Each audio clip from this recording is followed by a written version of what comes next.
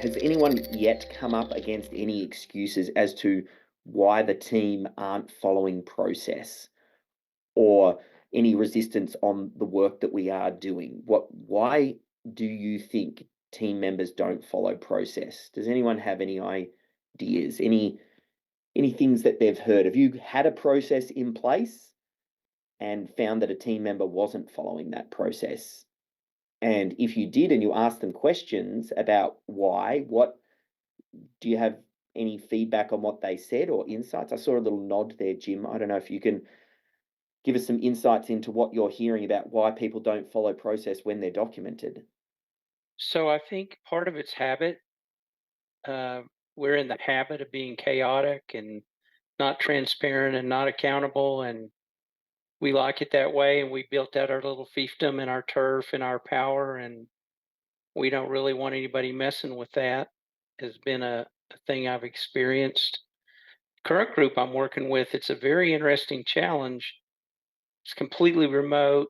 Everybody's remote.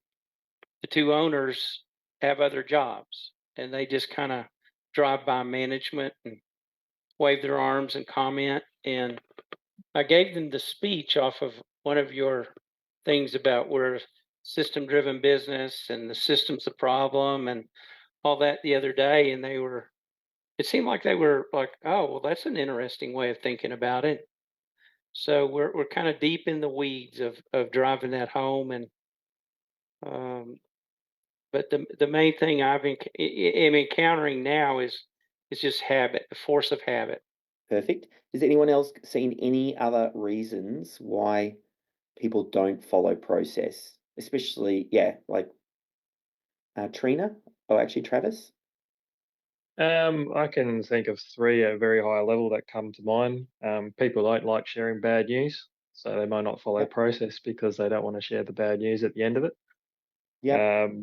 When it comes down to systems, some systems aren't rigid enough. You might have very detailed, documented systems, but at the end of the day, whatever you're communicating or trying to put down ends up on some type of paper-based form at times or Excel spreadsheet. And if they're not locked down, they can be amended and changed. But not only that, I find it better when you put it in some type of digital platform where it's a digital form where they have to fill it in correctly. It goes to the right person, and the workflow is managed that way rather than fill in this and send it off to someone and hopefully it gets filed correctly or recorded correctly. And the other one is monitoring. If I put it in the chat, what doesn't get monitored doesn't get done. So if you don't have the resources to keep an eye on your processes and systems in the business, it's inevitable that things are going to go a little bit astray. So you need to have that check to make sure people are following the path constantly, and so it's repeated. So that's what I've found over my time. Good insight there. And you just made me think about looking into the chat, which is where a few responses have been. I know better and the process isn't right. They're getting the work done. I already know how to do my job. I just need to get this done quickly because I'm busy. So these are a lot of reasons as to why people don't follow process. I think a lot about this and think if I could lump them into three main buckets, and there are a variety of different ones, a lot of it comes down to I didn't know that it was expected of me.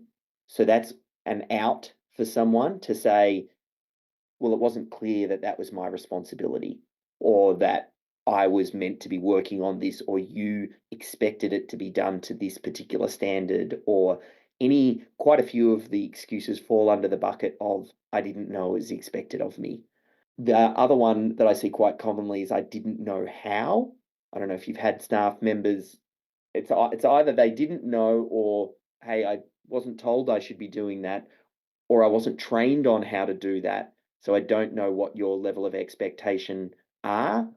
And then the last one is around the I don't want to, can be a lack of motivation. Sometimes it surfaces with other things like, it's the smoke screen of I don't have time or other excuses around I didn't have the right tools to do that or something quite didn't line up.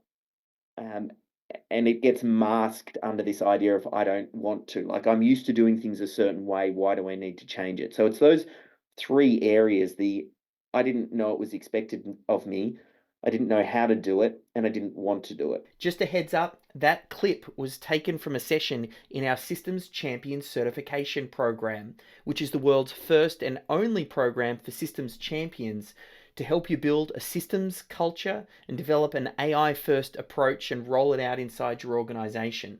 To find out more, head over to systemology.com/systems champ, and I'll see you in there.